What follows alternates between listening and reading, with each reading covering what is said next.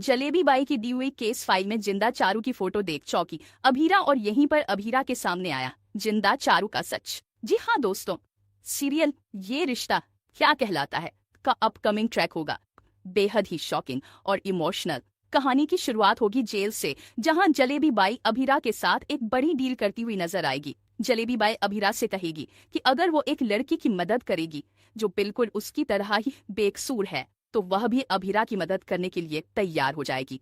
ये सुनकर अभीरा हैरान रह जाएगी और जलेबी बाई से पूछेगी कि आखिर वो लड़की कौन है। जलेबी बाई कहेगी कि उस लड़की का केस कोई भी वकील लेने को तैयार नहीं है और उसकी कहानी बहुत दर्दनाक है। तभी अभीरा जलेबी बाई से कहेगी कि वह उसे उस लड़की की केस फाइल भेज दे, क्योंकि वह केस पढ़कर उसकी मदद जरूर करेगी। दोस्तों, ट्रैक में ट्विस्ट तब आएगा जब जलेबी बाई बताएगी कि वो लड़की भी एक वकील थी, लेकिन हालात ऐसे बने कि वो खुद अपना केस नहीं लड़ पाए। अभीरा के दिल में सवाल उठेंगे कि आखिर कौन है वो लड़की। कुछ देर बाद jalebi by case file Abhira को भेजती है और जैसे ही अभीरा फाइल पलटती है उसकी आंखें फटी की फटी रह जाती हैं, क्योंकि उस फाइल में होती है जिंदा चारू की फोटो।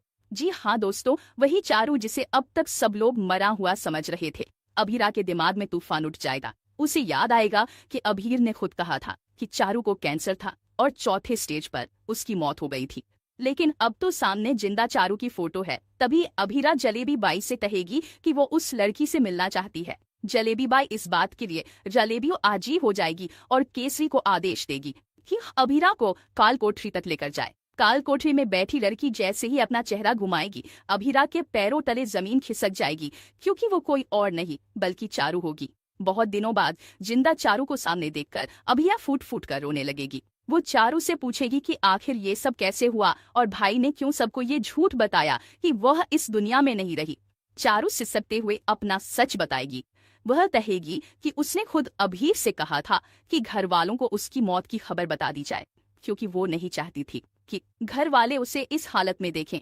चारू बताएगी कि उस पर एक ऐसे एक्सीडेंट का इल्जाम लगा दिया गया जो उसने किया ही नहीं। असलियत ये थी कि वो और अभीर हनीमून से इंडिया लौट रहे थे और रास्ते में गाड़ी चलाते समय हादसा हो गया। गाड़ी से कुछ मासूम बच्चों की जान चली गई और पूरे मामले की जिम्मेदारी चारू पर डाल दी गई।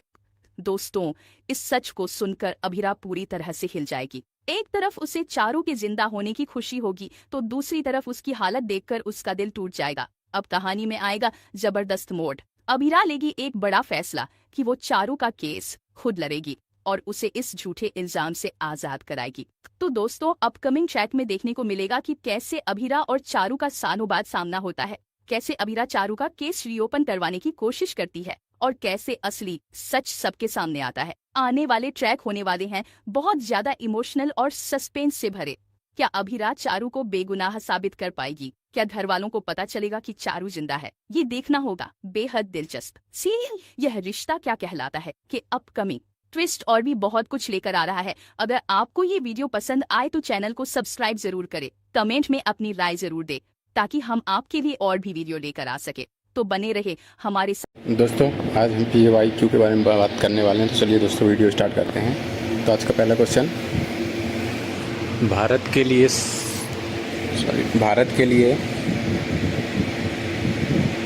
दोस्तों पहला क्वेश्चन है, इंडिया विंग्स फ्रीडम किताब किसने लिखी थी? मौलाना अब्दुल कलाम आज़ाद।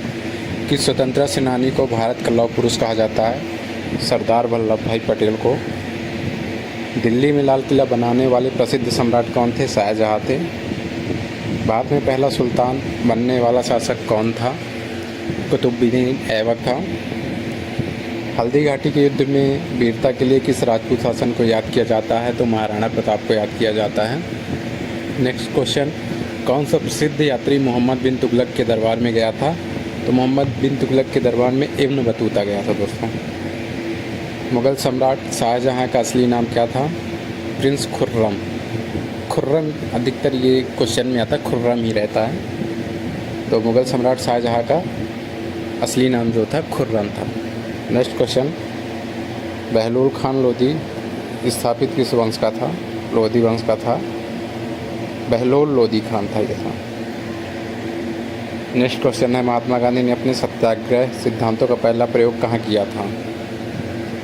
तो चंपारण बिहार से स्टार्ट किया था उन्होंने।